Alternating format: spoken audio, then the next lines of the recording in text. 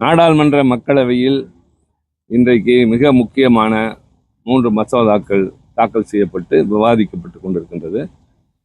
ஒன்று தொகுதி மறுசீரமைப்பு, இன்னொன்று பெண்களுக்கு நாடாளுமன்றம் சட்டமன்றங்களில் இடஒதுக்கீடு, மூன்றாவதாக தொகுதி மறுசீரமைப்பு செய்யக்கூடிய அந்த ஆணையம்.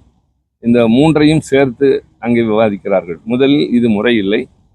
முதல் 2ம் அரசியல் சட்ட திருத்தம், 3வது நாடாளுமன்றம் நிறைவேற்றக்கூடிய சாதாரண மெஜாரிட்டியோடு நிறைவேறக்கூடிய சட்டம். இந்த 3ஐயும் ஏன் சேர்த்தீர்கள் என்று அங்கிருந்த உறுப்பினர்கள் கேட்டார்கள். அதை அறிமுகப்படுத்துகின்ற நிலையிலேயே எதிர்த்து வாக்களித்தார்கள். ஆனால் இப்போது விவாதம் நடைபெறுகிறது. காரணம், அவர்களுக்கு பெரும்பான்மை இருந்தது. மிக முக்கியமாக திராவிட முன்னேற்ற கழகத்தினுடைய தலைவர் அண்ணன் தளபதி ஸ்டாலின் அவர்கள், தமிழ்நாட்டின் முதலமைச்சர், இன்றைக்கு தமிழ்நாட்டில் இருக்கிற எல்லோரும் கருப்பு சட்டை அணிய வேண்டும் என்றும் எல்லா இல்லங்களிலும் கருப்பு கொடி ஏற்றப்பட வேண்டும் என்றும் பணித்திருக்கிறார். அவரும் கருப்பு சட்டை அணிந்திருக்கிறார். இன்றைக்கு அந்த மசோதாவை கூட அவர் எரித்ததை பார்த்திருப்பீர்கள். காரணம், அந்த அளவிற்கு அவருடைய மனம் வேதனை அடைந்திருக்கிறது. தமிழ்நாட்டினுடைய முதலமைச்சர் என்ற வகையில் எந்த வகையில் நாம் பாதிக்கப்பட இருக்கிறோம்? இந்த தொகுதி மறுசீரமைப்பின் மூலமாக தமிழ்நாடு, கேரளா, கர்நாடகம், தெலுங்கானா, ஆந்திரா போன்ற தென் மாநிலங்கள், இன்னும் வடக்கே இருக்கக்கூடிய சில சின்ன மாநிலங்கள் பெருமளவிற்கு பாதிக்கப்படும். 543 என்ற உறுப்பினர்கள் 850 உயர்கிற போது மக்கள் தொகை அடிப்படையில் 2011 மக்கள் தொகை அடிப்படையில் என்று சொல்கிறார்கள். உதாரணத்திற்கு சொல்ல வேண்டும் என்றால், தமிழ்நாடு 1971 அந்த காலகட்டத்தோடு தான் நிற்கிறது.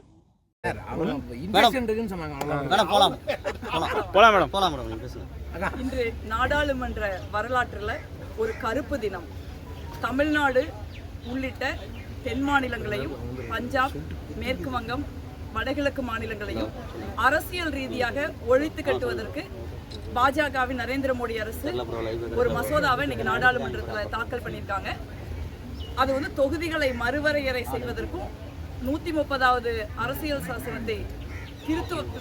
சாசன பிரிவை திருத்துவதற்குமான மசோதா. மகளிர் இடஒதுக்கீட்டு மசோதாவை 2023 அனைத்து கட்சிகளும் சேர்ந்து நாடாளுமன்றத்தில் நிறைவேற்றிருக்கு. 2 அவைகளிலும் நிறைவேற்றப்பட்டிருக்கு. அந்த மசோதா நிறைவேற்றப்பவே காங்கிரஸ், திமுக உள்ளிட்ட அனைத்து இந்தியா கூட்டணி கட்சிகளும் இந்த மசோதாவை வந்து நீங்க வந்து மக்கள் தொகை கணக்கெடுப்போட தொடர்படுத்தக்கூடாது, உடனடியாக வருகிற 2024 நாடாளுமன்ற தேர்தலை நம்ம நிறைவேற்றணும் அப்படின்னு நாங்கள் வாதாடுறோம். ஆனால் பாஜகவுக்கு மகளிர் இடஒதுக்கீட்டு மசோதாவை நிறைவேற்றுவதற்கு உண்மையிலேயே வந்து விருப்பம் இல்லை. அதனால அவங்க 2024 தேர்தலில் இந்த மசோதாவை நிறைவேற்றுறதுக்கு இந்த சட்டத்தை பயன்படுத்துறதுக்கு மறுத்துட்டாங்க. இப்போ நினைச்சாலும் இந்த மசோதாவை நாடாளுமன்றத்தில் தாக்கல் பண்ணாமல் மகளிர்களுக்கு சட்டமன்றங்களில் நாடாளுமன்றத்தில் 33% இடஒதுக்கீடு செய்ய முடியும். ஏன் இப்போ நம்ம தமிழ்நாட்டில் தேர்தல் வெஸ்ட் பெங்காலில் நடக்க போகுது, 3 மாநிலத்தில் நடந்திருக்குது. அவங்க நினைச்சிருந்தா இந்த 5 மாநில தேர்தலில் கூட பெண்களுக்கு இடஒதுக்கீடு கொடுத்துருக்க முடியும். ஆனால் அவங்க கொடுக்க விரும்பல. ஏன்னா பாஜக RSS சித்தாந்தம்ங்கிறது பொதுவாக வந்து பெண்களுக்கு எதிரான ஒரு சித்தாந்தம். அதை பல முறை அவர்களே வந்து வெளிப்படுத்தியிருக்காங்க. பெண்கள்னால வீட்டுக்குள்ள இருக்கணும், குழந்தை பெற்றுக்கணும், வேற எதுவும் செய்யக்கூடாதுங்கிற மனநிலை உள்ள கட்சி தான் பாஜக. அதனால பெண்கள் இப்போ என்ன பண்றாங்கன்னா, ஏற்கனவே ஒரு மசோதா பாஸ் ஆகி இருக்கு, அதுல எந்த பிரச்சனையும் கிடையாது. அப்படி இருக்கிறப்ப இப்ப பெண்கள் இடஒதுக்கீடு மசோதாவையும் இந்த தொகுதி மறுவரை மசோதாவையும் சேர்த்து நாடாளுமன்றத்தில் இப்ப தாக்கல் பண்றாங்க. இப்ப நாடாளுமன்றத்துல இந்த தொகுதி மறுவரை செய்யறதுக்கான மசோதா பாஸ் ஆச்சு அப்படின்னா தமிழ்நாடு மாதிரி தென் மாநிலங்கள் கடுமையா பாதிக்கப்படும். நமக்கு வந்து ஒரு 39 ஒரு 56 வரைக்கும் சீட் ஏறுது அப்படின்னா வட மாநிலங்களில், பெரிய மாநிலங்களில் 80 சீட்லேருந்து 120 சீட் ஆகும். இந்த மாதிரி வந்து 4-5 மாநிலங்கள், நீங்கள் உத்தரப்பிரதேசம், மத்திய பிரதேசம், குஜராத், ராஜஸ்தான், ஹரியானா, சத்தீஸ்கர், இந்த மாதிரி சில மாநிலங்களுக்கு மட்டும்தான் அதிக பிரதிநிதித்துவம் இருக்கும். அவங்களுக்கு அதிக பிரதிநிதித்துவம் இருக்கிற பற்றி நமக்கு பிரச்சனை கிடையாது. ஆனால் நமக்கு குறைவான பிரதிநிதித்துவம் வர்றதுனால நம்ம நாடாளுமன்றத்தில் இருப்போம். ஆனால் நம்மளுடைய வாக்கு அளித்தாலும் நம்ம வாக்கு அளிக்காவிட்டாலும் அதனால எந்த பிரயோஜனம் இல்லை. தமிழ்நாட்டுக்கு எது நல்லது எது கெட்டது அப்படிங்கிறத கூட வந்து நம்ம முடிவு பண்ண முடியாது. இந்த மாநிலங்களில் தான் முடிவு பண்ணுவாங்க. ஏன்னா அவங்களுக்கு தான் அதிக ஓட்டு இருக்கு. நம்ம வந்து ஒன்றிய அரசாங்கம் வந்து மக்கள் தொகை கட்டுப்படுத்த வேணும்னு ஒரு அறைகூவல் விடுறாங்க. அதை வந்து ஏத்துக்கிட்டு தமிழ்நாடு மாதிரி தென் மாநிலங்கள் மிக வெற்றிகரமாக மக்கள் தொகையை கட்டுப்படுத்தி இருக்கு. இதனால பெரிய வளர்ச்சியை வந்து நம்ம அடைஞ்சிருக்கோம். மிகப்பெரிய வரியை வந்து ஜிஎஸ்டி அதிகம் கட்டுற மாநிலங்கள்ல தமிழ்நாடு ஒண்ணு. அதே போல பொருளாதாரத்துக்கு இந்திய ஜிடிபிக்கு நம்ம மிகப்பெரிய கான்ட்ரிபியூஷன் பண்றோம். தமிழ்நாடு உட்பட தென் மாநிலங்களோட ஜிடிபி கான்ட்ரிபியூஷனை எடுத்துட்டு பாத்தீங்கன்னா இந்தியாவோட ஜிடிபி கான்ட்ரிபியூஷன் பொருளாதார வளர்ச்சிங்கிறது ரொம்ப கம்மியா இருக்கும். இப்போ இவங்க என்ன நரேந்திர மோடி அவர்கள் அரசாங்கம் என்ன நினைக்குதுன்னா, நம்மளுடைய உழைப்பு வேணும், நம்மளுடைய வியர்வை வேணும், நம்மளுடைய ரத்தம் வேணும், நம்மளுடைய பணம் வேணும். ஆனா நமக்கு வந்து அரசியல் பிரதிநிதித்துவம் இருக்கக்கூடாது, நம்மளை வந்து ஒழித்து கட்டிடணும் அப்படிங்கிற ஒரு முடிவோட வந்து பாஜக அரசாங்கம் இருக்குது. இந்த தொகுதி மறுவரைகிறது நமக்கு மிக மிக ஒரு எதிரானது. அதுக்கு ஒரு கமிட்டி போடுறாங்க. அந்த கமிட்டியில யார் இருப்பாங்கன்னா, ஒரு உச்சநீதிமன்ற நீதிபதி தலைமையில் அந்த கமிட்டி இருக்கும். நம்ம புகழ் வாய்ந்த ரொம்ப நேர்மையான தேர்தல் கமிஷனரா இருக்கிற ஞானேஷ்குமார் தான் அதுலயும் வந்து இருப்பாரு. ஏன்னா எஸ்ஐஆர்னு ஒண்ணு நடத்தி இந்திய தேர்தலையே கேலி கூத்தாக்கிட்டு இருக்கிற ஒரு தேர்தல் கமிஷனர் இருப்பாரு. இல்லைன்னா அவரால் நியமிக்கப்படுகிற இன்னொரு தேர்தல் கமிஷனர் இருப்பாரு. அப்புறம் அசோசியேட் மெம்பர் கொஞ்சம் பேர் இருக்காங்க. அவங்க யார் நிற்பாங்கன்னா லோக்சபா ஸ்பீக்கர் பண்ணுவாரு, ஸ்டேட் அசம்பிளியில் ஸ்பீக்கர் பண்ணுவாருன்னு சொல்றாங்க. இதை விட முக்கியம் இந்த டீலிமிட்டேஷன் கமிஷன் தேர்தல் தொகுதி மறுவரையறை கமிட்டி வந்து எடுக்கிற எந்த முடிவையும் நம்ம வந்து சட்டப்படி வந்து கோர்ட்ல சேலஞ்ச் பண்ண முடியாது. அதுவும் இல்லாமல் இது ஓவர் ரைடிங் பவர் இருக்குதுன்னு சொல்றாங்க.